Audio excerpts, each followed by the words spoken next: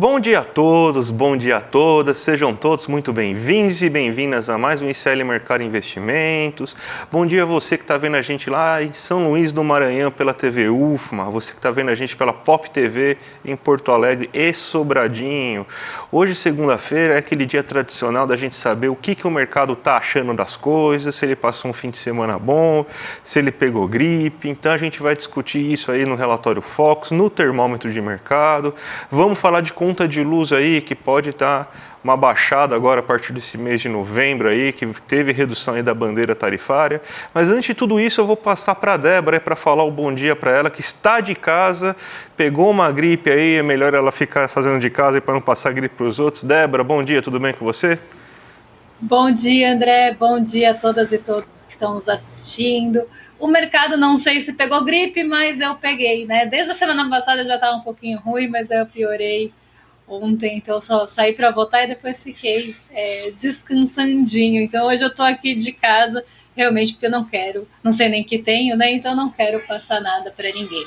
Mas a gente vai falar então de todos esses assuntos que o André já deu um spoiler hoje. A gente também vai falar do Tarcísio Vende Tudo, né? Então vamos comentar aí dessa nova polêmica envolvendo o governador de São Paulo, que tentou, né? Está tentando vender uma fazenda histórica que abriga um instituto de pesquisa importante, então a gente vai tratar sobre isso também. E vamos falar aí da abertura das bolsas, do nosso famoso giro de mercado. Então, hoje uma segunda-feira aí com assuntos importantes para a gente falar com vocês. Então, já que tem bastante coisa para a gente falar, Débora, a gente já pode passar para a nossa agenda, né? Então, a agenda não é tão recheada, né? Mas Bob Fields está falando, alguns presidentes de FED dos Estados Unidos estão falando, né? Então, o que você pode destacar para a gente nessa agenda do dia de hoje, Débora? Hoje a agenda começa já pelo Brasil, né? Então não temos aqueles balanços corporativos logo no comecinho da gente, isso volta amanhã. Mas hoje temos INCC de outubro já sendo divulgado, confiança da construção de outubro também, divulgação da FGV, relatório foco semanal, esse já conhecido nosso, saiu por volta aí das 8h30, então a gente vai tratar com vocês. Temos falas de Fernando Haddad e Roberto Campos Neto acontecendo nessa primeira parte da manhã e até meio-dia, primeira parte do dia, na verdade. Então, das 10h25 ao meio-dia, temos falas importantes que, caso tenha algo que apareça no radar, a gente passa para vocês, vamos acompanhando durante o programa, mas temos outros pontos aí durante o dia também na nossa agenda. Então, podem passar aí para o pessoal de casa acompanhar com a gente, porque ao longo do dia a gente tem também o vice-presidente do Banco Central Europeu participando de um evento hoje, produção e vendas da Petrobras, esse documento bastante importante, só que ele só sai depois do fechamento, então a gente vai ter repercussão dele amanhã, mas o mercado já se prepara para receber essa notícia. Temos balanço da Ford nos Estados Unidos e hoje as bolsas europeias passam a ter uma diferença aí com o Brasil diferente, porque por lá acabou o horário de verão, então elas fecham mais tarde em relação ao horário de Brasília por conta desse fim de horário de verão na Europa, no continente europeu. Então agora essa é a mudança aí de horário que a gente passa a ter também por lá. Uma agenda mais resumida hoje, uma agenda mais enxuta, mas com pontos importantes, principalmente envolvendo aí falas de Fernando Haddad e Campos Neto e o relatório de vendas da Petrobras. Vamos então agora partir aí para o nosso giro de mercado, Débora, que tem a notícia que a gente fala aí todo dia para vocês a lerem, ficarem preparados, saber o que aconteceu, o que pode acontecer, o que está no radar aí dos mercados esses dias aí. E ontem tivemos eleição no Japão, né? E foi uma grande notícia, porque pela primeira vez, acho que nem sei se aconteceu já isso antes, né? Que os conservadores, eles não perderam a eleição completamente, mas eles perderam a maioria, né? Isso aí é um fato inédito lá no Japão e está mexendo bastante aí com ele, né, Débora? Exatamente. Assim, fazia muito tempo, não sei realmente desde quando, a gente não via o partido do primeiro-ministro japonês perder a maioria parlamentar. E foi o que aconteceu. A gente teve eleição geral no Japão nesse dia 27 também por lá, então ontem tivemos eleições gerais no Japão e ele perdeu a maioria parlamentar.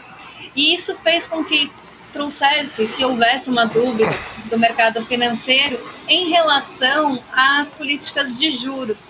Então, passou a se esperar que o Banco do Japão não eleve as suas taxas de juros como era esperado anteriormente, justamente por essas incertezas causadas pela eleição.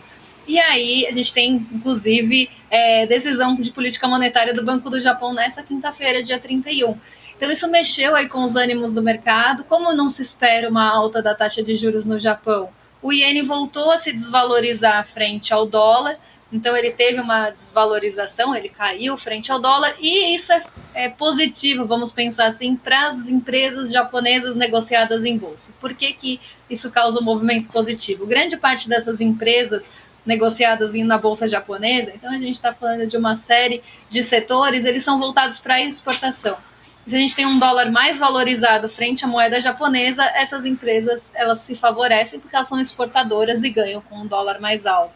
Então isso fez com que as bolsas japonesas, o índice japonês e as empresas japonesas, na verdade, tivessem um fôlego a mais e liderassem aí, o Nikkei 225 liderou o movimento, que foi positivo na Ásia também, não foi um movimento negativo que destacou o Nikkei 225.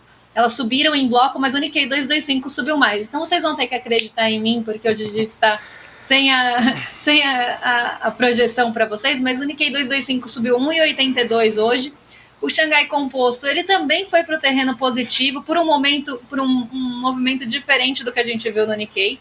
Né? Por lá as bolsas acabaram ficando no positivo, no terreno positivo, por conta de desempenho das ações incorporadoras e ligadas ao consumo, depois que o Banco Central Chinês, ou o Banco Popular da China, trouxe ali uma nova ferramenta para trazer liquidez no mercado e no sistema bancário.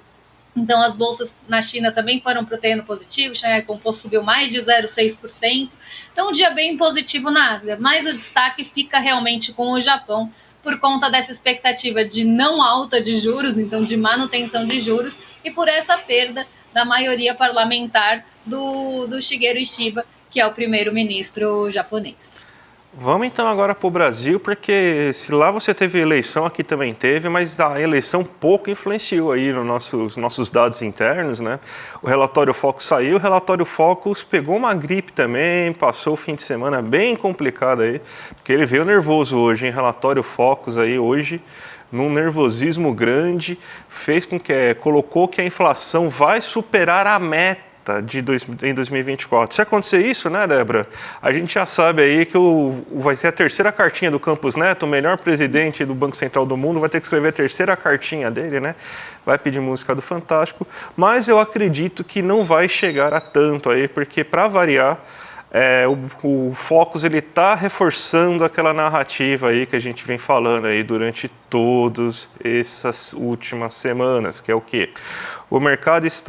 O Brasil está crescendo acima do que ele pode crescer, então você tem esse PIB potencial aí, que é a palavra da moda agora, né?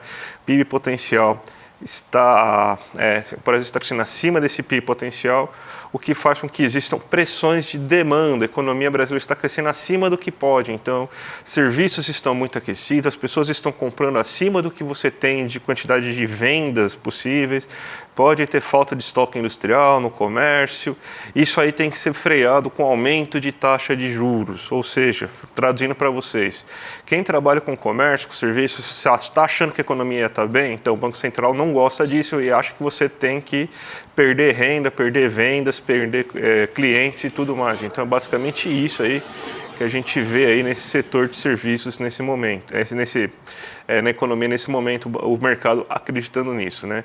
E para isso, vai lá e reforça aí que a taxa de inflação deve ficar acima da meta, que você tem então um crescimento que cada vez está maior. A gente até vai colocar aqui para vocês na tela os dados aí do Boletim Focus aí, para vocês ficarem sabendo aí como que foram as altas, né?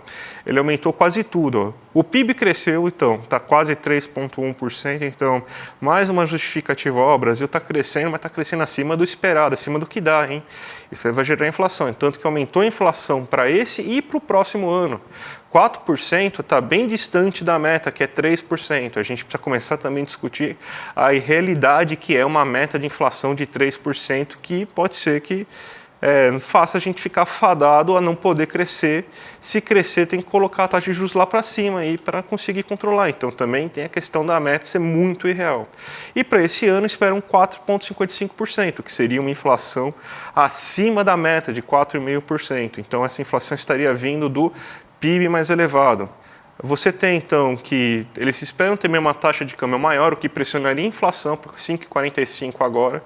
A Selic continuaria a mesma, então ele acredita em altas de 0,5 pontos percentuais em cada reunião até o final desse ano, e se cair, vai cair em ritmo menor no ano que vem. Então é basicamente isso aí que eles estão prevendo nesse exato momento, né?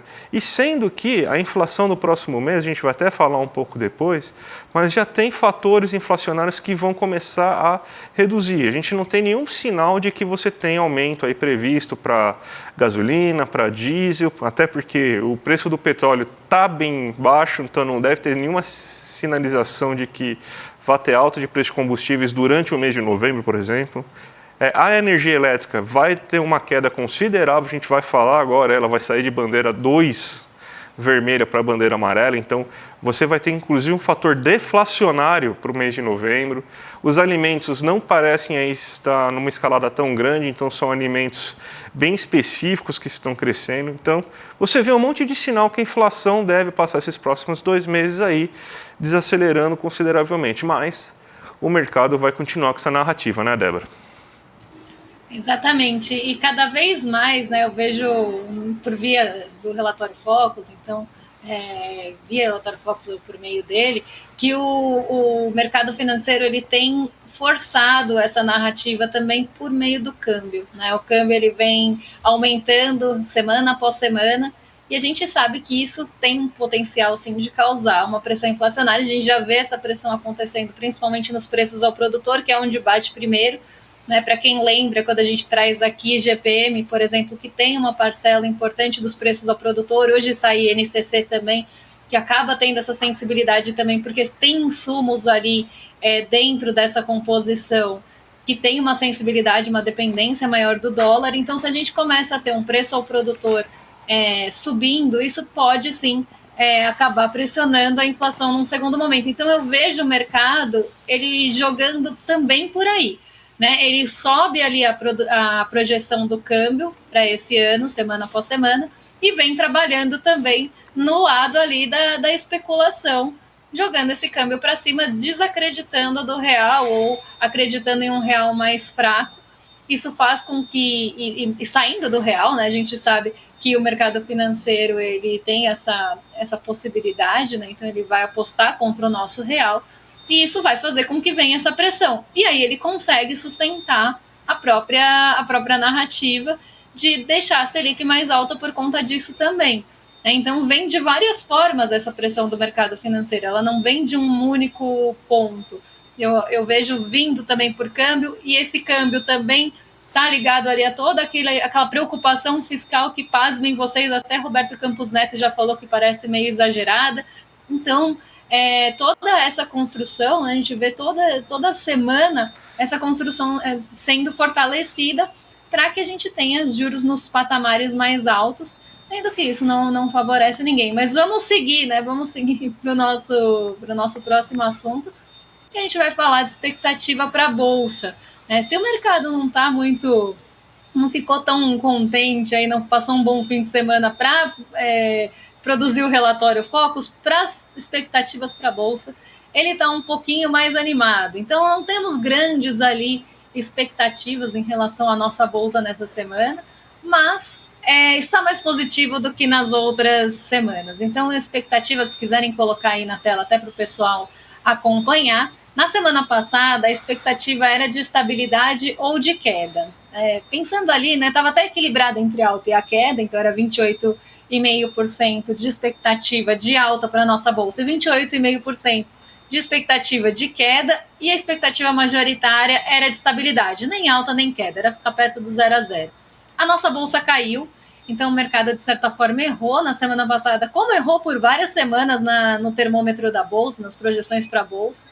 O mercado ele não erra só projeções de Focus, ele também às vezes erra, muitas vezes erra a projeção da Bolsa também. Mas nessa semana a expectativa majoritária é que ou nossa bolsa suba ou nossa bolsa fique perto do 0 a 0.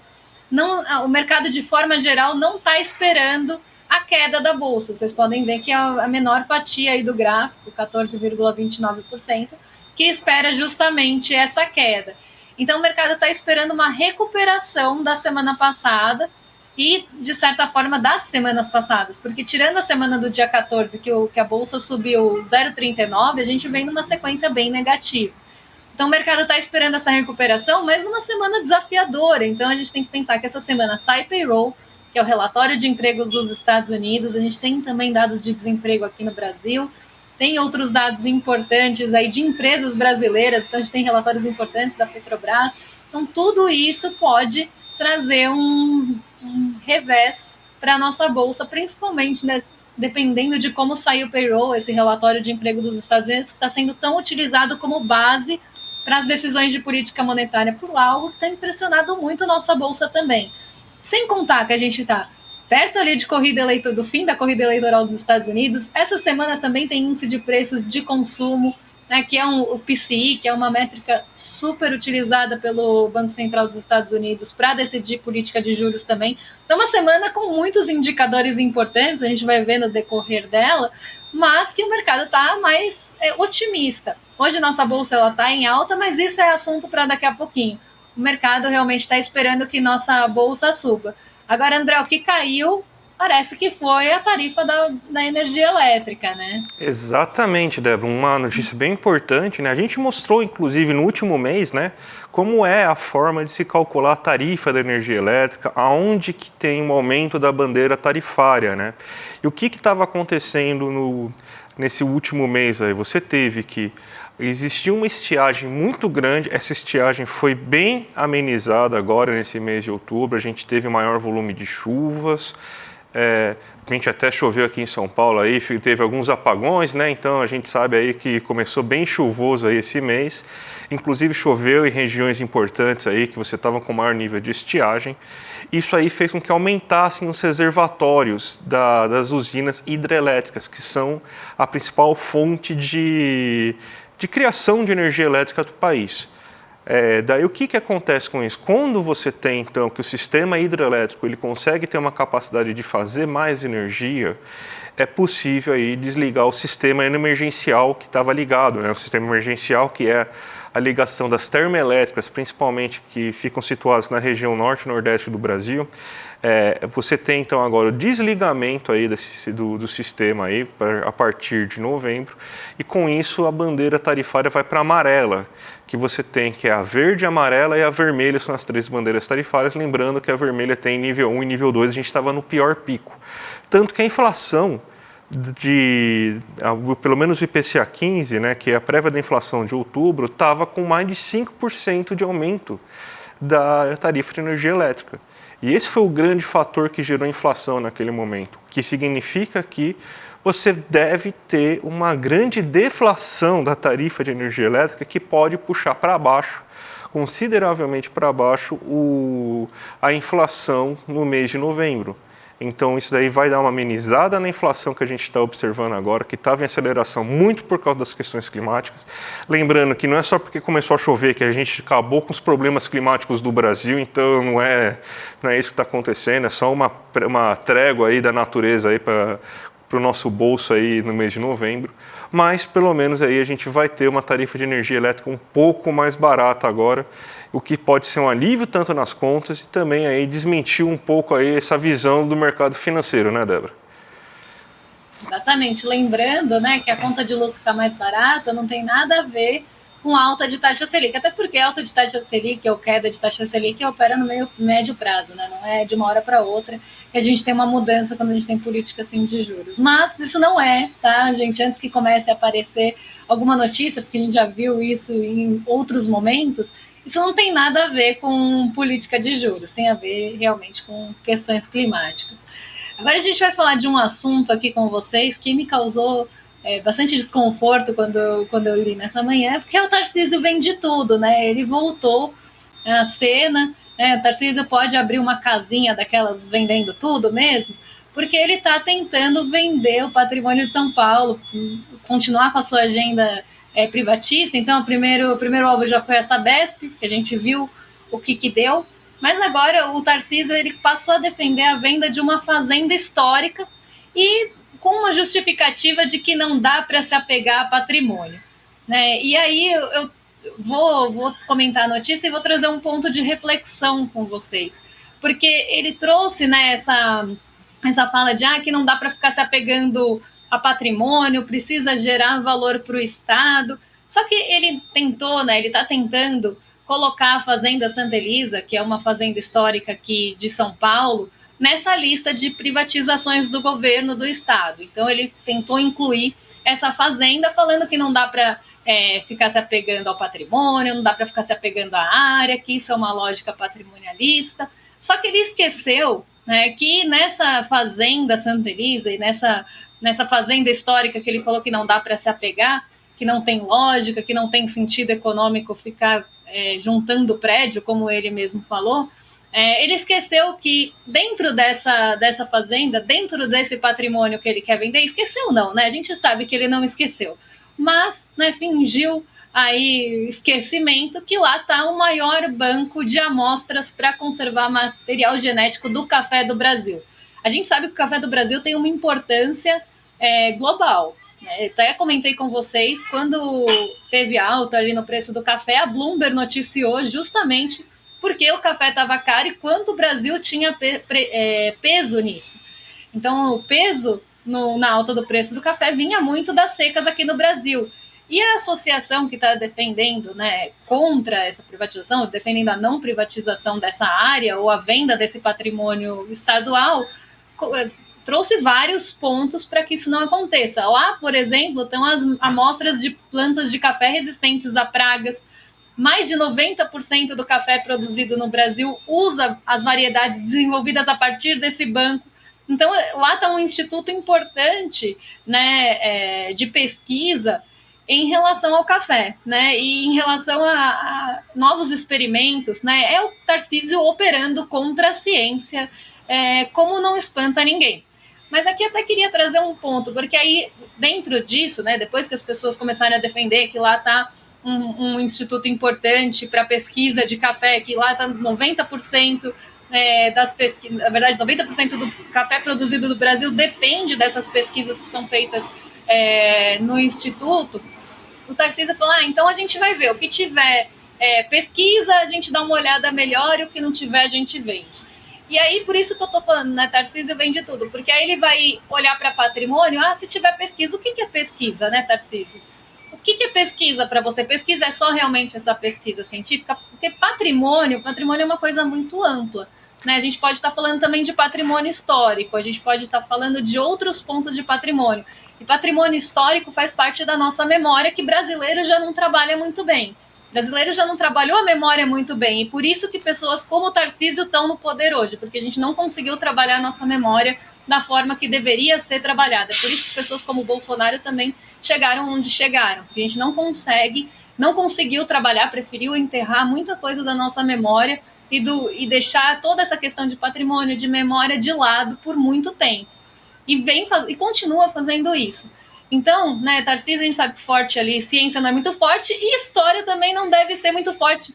Na verdade, não é que não são fortes, não devem ser também, mas não favorecem a eleição de pessoas como ele, ou ali pessoas correlatas, ligadas. Se tivesse um bom trabalho de ciência, um bom trabalho de memória e história aqui no Brasil, pessoas como o Tarcísio, acredito que não chegariam no poder com tanta facilidade. Pessoas como o Bolsonaro não chegariam no poder com tanta facilidade. A gente não teria esse crescimento da direita e da extrema-direita nas eleições municipais se a gente tivesse trabalhado memória. Então, a gente até entende ele atuar contra a ciência e contra patrimônio, contra a memória. Né? Então, aqui a gente vê o Tarcísio, mais uma vez, vendendo o nosso patrimônio do estado de São Paulo e patrimônios importantes, principalmente ligados aí à ciência e à pesquisa de mudas e plantas que fazem parte aí de praticamente todo o café produzido no Brasil, e o café produzido no Brasil tem uma escala global muito importante. Então, Tarcísio, não tenho nem palavras para você, né? Me causa muita tristeza e revolta essa fala de que patrimônio só se for para pesquisa, e o que é pesquisa, então abre um precedente enorme aí para a venda do Estado de São Paulo, mais uma vez, o que não é novidade para ninguém. Débora, eu lembro quando eu entrei lá quando eu comecei a trabalhar na faculdade federal lá, ainda era governo Dilma, daí depois veio o nosso querido Temer, né, que entrou lá durante a minha estada lá. E você começa a ver que a lógica privatista, ela entra muito forte e, assim, é uma lógica, assim, que eles realmente não ligam para o que está acontecendo lá dentro, para o professor, para o que está sendo pesquisado lá dentro, porque eles tomam medidas como, agora a gente vai controlar a quantidade de folhas de papel que você vai imprimir. Então você coloca um contador de folha de papel lá na impressora, lá, porque tem que economizar papel. Não pode gastar muita caneta Bic. Aí você vai lá pegar um repositor de pincel, né, aqueles pincel para usar em quadro branco, né, o canetão. Não, mas você está usando muita caneta azul aí, você não tem ainda caneta preta.